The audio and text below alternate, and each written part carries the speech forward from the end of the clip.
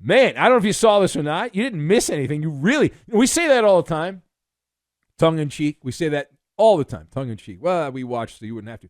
There was really nothing to watch here. There was zero to watch. The Nuggets came out, had an early 9-2 lead, and then after that, la, hey, goodbye. Ant Edwards coming up big. He had 27 points. He pumped in the Timberwolves, the Minnesota basketball team, led by as many as 50 points. I didn't play in the NBA, but I think that's pretty good.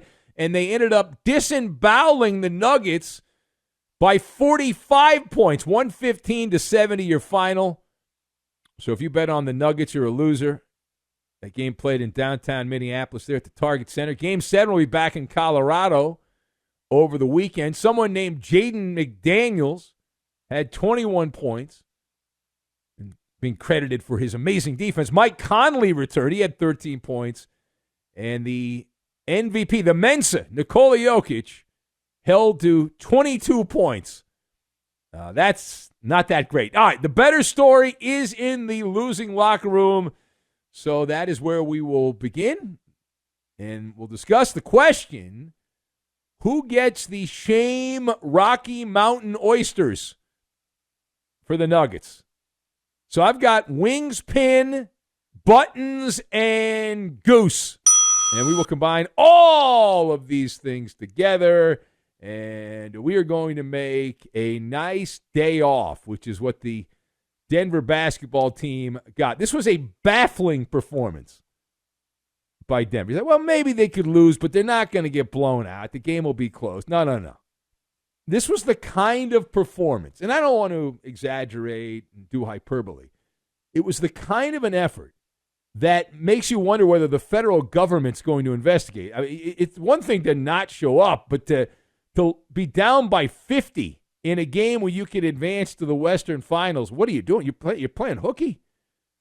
Denver allowed at one point a 20-0 run. That was early in the game. I think it was after that 9-2 thing. And then later on in the second half, a 24-0 run. Wow. At least try a little bit. They treated it like it was the fourth game in 5 nights in the middle of the season, and they were on the road, and they were staying at a flea-ridden Fleabag Hotel. Man. So we've heard a lot. I use this line quite a bit. It's a make or miss league. Make or miss league. We hear that a lot. Okay. Denver took 86 shots. They missed 60 of them. Many of them wide open. Wide open. Now, sometimes it's your night. Sometimes it's not your night. But it was such a Nashville glaze, I guess is how we could describe it. That's what the Timberwolves coach said of his team the other day. But it wasn't because of amazing defense by Minnesota. At least it didn't look like that, unless my TV's broken. Maybe it is.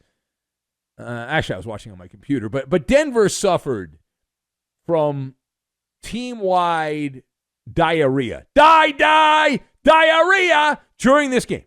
All right. Now, in particular, we asked the question, who gets the shame Rocky Mountain oysters for the Nuggets? Well, Jamal Murray, all you can eat Rocky Mountain shame oysters.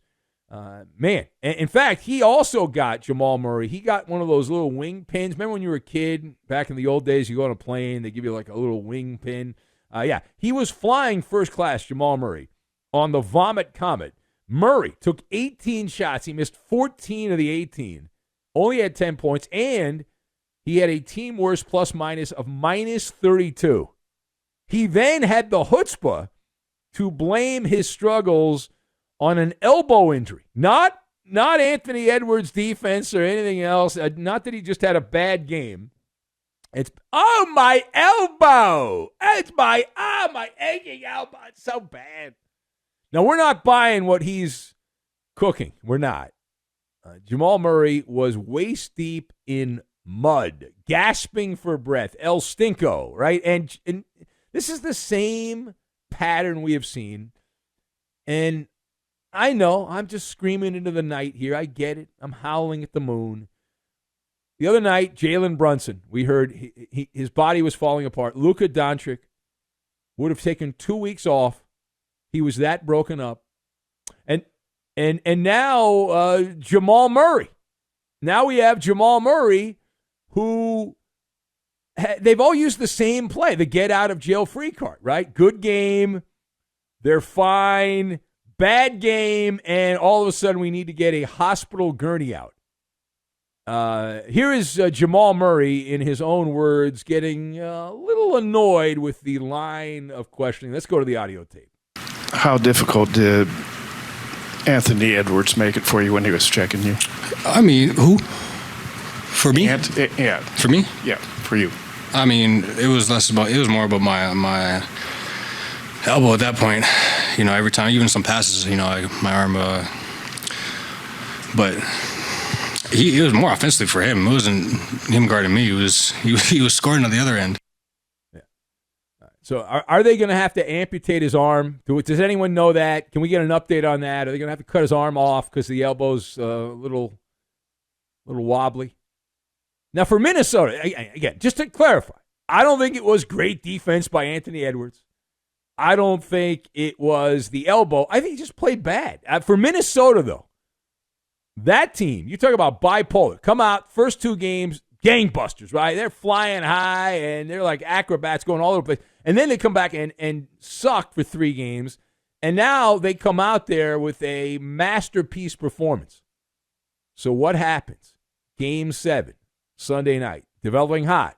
Now, that game, not much of a talker, so we'll pivot away from the Minnesota-Denver game and go to Boston, where the Celtics star, Jaylen Brown, talking recently about the spotlight that he's in playing for the C's back in the Final Four of the NBA.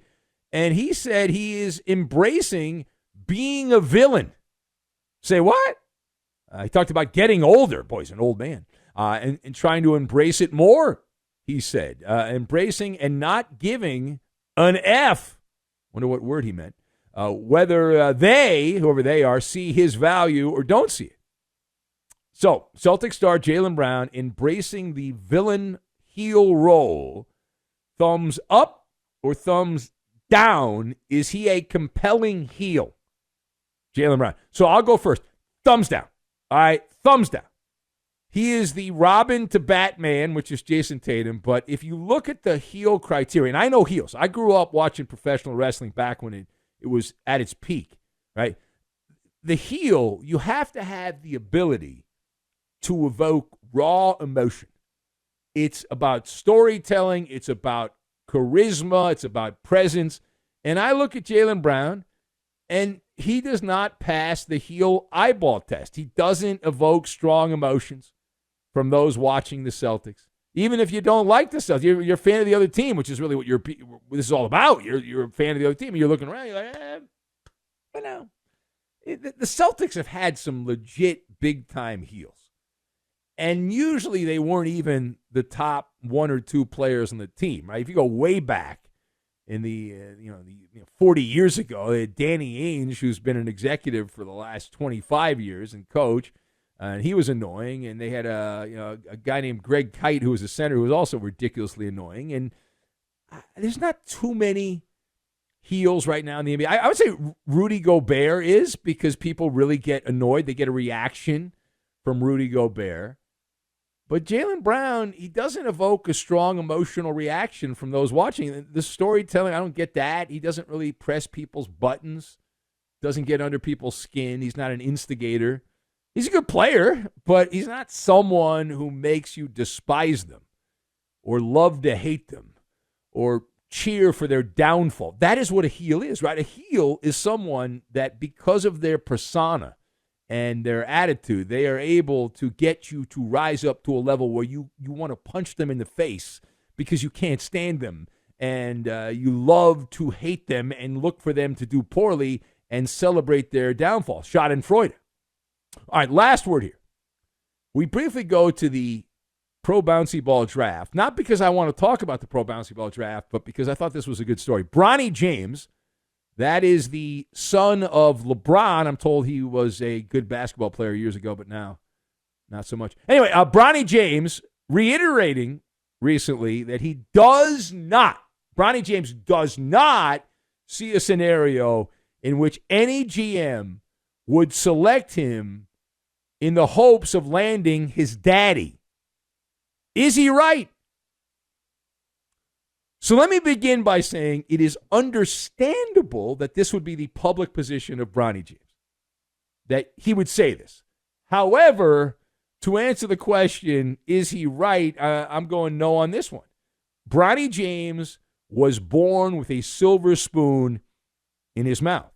And while he kind of won the genetic lottery, he didn't win the height lottery. This is the family business, though, based on the measurables and the fact that he was a backup at USC on a bad team.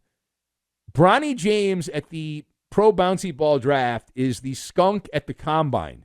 Right? Why would a team grab scrawny Bronny in the draft? Well, the only real he's not a good player. The only reason to really do it is straight cash homie. And it all goes back to the goose, the golden goose. LeBron James is the golden goose. He poops out gold eggs,